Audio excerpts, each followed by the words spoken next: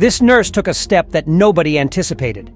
She attempted to hide it from the 2-year-old girl who was dying, but her mother snapped a photo and revealed the nurse's identity. The narrative starts on March 19, 2015. Shelby Skiles, a teacher and soon-to-be mother, was in the bathroom brushing her teeth when her water broke, 38 weeks into her pregnancy. After Shelby contacted her husband Jonathan, who had gotten up earlier and gone to the gym, they were on their way to the hospital by 8 in the morning. Upon arriving at the hospital, Shelby sensed an immediate problem.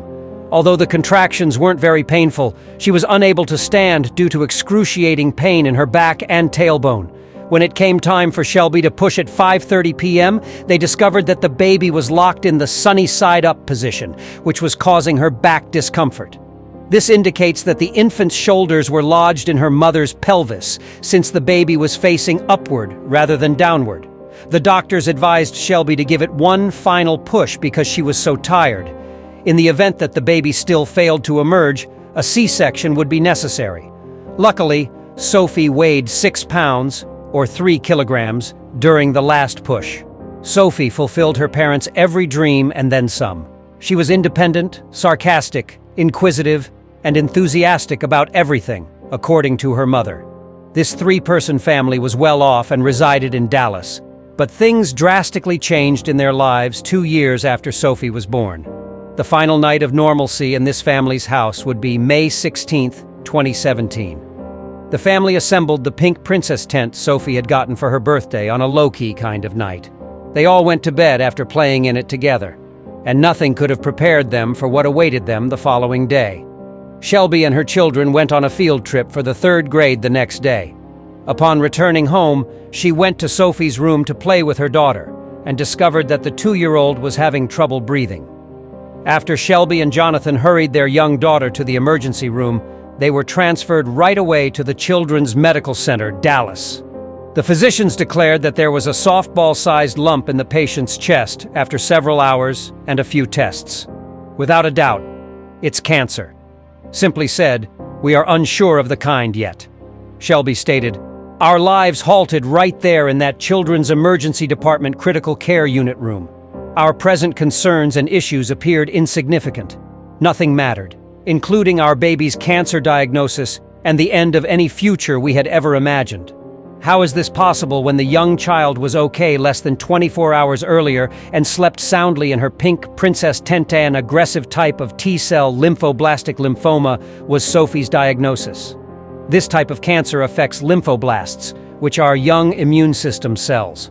From this point, Sophie and her parents spent their time in and out of the hospital for 12 weeks, with fevers and having chemo. On August 8th, Sophie was transported to the ICU on a ventilator while she had 15 rounds of extremely harsh chemo in 5 days since she wasn't responding to therapy. Seeing my kid in such agony was extremely painful, and the fact that we had to see it repeatedly made it more worse. Since it was our last chance of survival and we knew it was essential, we were powerless to stop it. We had no choice except to pray and trust that God would get us through this. Still, there were some adverse consequences from the rigorous treatment. Her capacity to eat, move, communicate, use her hands, and pretty much do everything independently was entirely destroyed by it. Consequently, the family devoted the following 4 months to neurological rehabilitation in an attempt to prepare her body for a stem cell transplant. Even though the family was going through a very trying time, Shelby and her husband managed to endure by drawing strength from an unexpected source: the medical staff and nurses. They are her family, according to the 28-year-old instructor. According to Shelby, every hospital success story you read about has unsung heroes, nurses. They do more than simply deliver patients' medications and help the physicians accomplish their duties. Shelby feels that they stopped living for a whole 12 hours in order to tend to the hospitalized sick. She discovered herself writing one night because she was unable to fall asleep.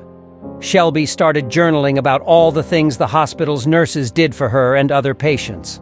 "I was unable to fall asleep on the hospital room's uncomfortable couch at 3 in the morning. I just began recording the tasks performed by the nurses, and I never stopped." The instructor gave her daughter a Facebook profile named Sophie the Brave, and she utilized the site to post updates on her daughter's cancer fight. On the page, Shelby sent a note expressing her thanks to nurses. She mentioned a nurse in particular who made an effort to hide how much she loved Sophie. The nurse made a great effort to hide the extent to which the little girl's illness was impacting her. "I see you," Shelby wrote. "I see you all day long while I sit on this couch. You make such great effort to stay hidden from me and my child.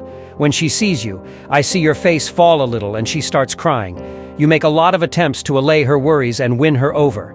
I understood then that you are my family."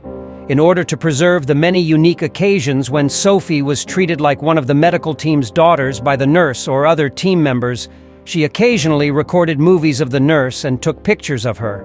She remarked, "I know it's their job, but to me, they are superheroes, and what they do is really amazing." Shelby thanked the nurses for lugging around a ton of medication into a child's ward as a phone rang in their pocket from a different child's room. Over 30,000 people have shared the post as of right now. On December 20th, Jonathan and Shelby received wonderful news. They were given the go-ahead to begin the several tests required to begin Sophie's stem cell transplant procedure. The couple began to rekindle their faith, hoping that they would eventually be able to bring their daughter home. Sadly, this little window of optimism was short-lived. Just 2 days. The cancer in Sophie had come back.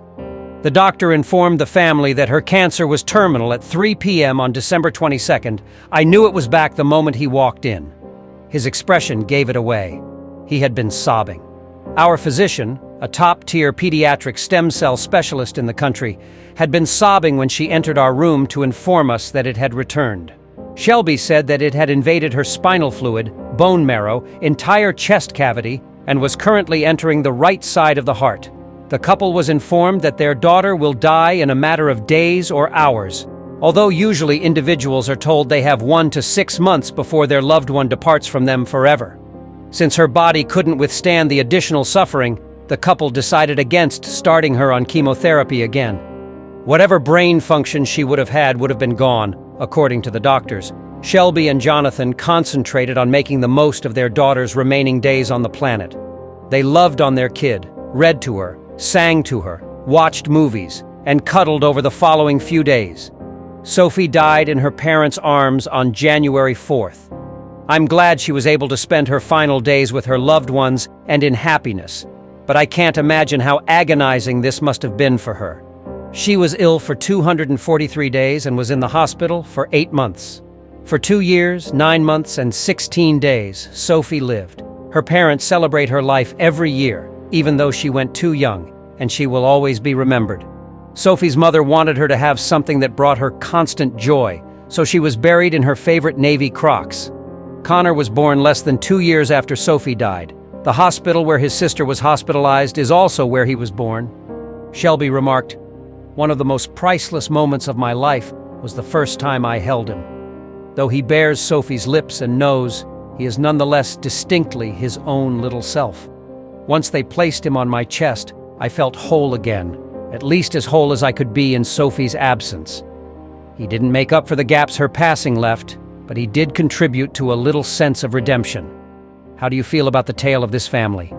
Let me know what you think by leaving a comment. Until we meet again,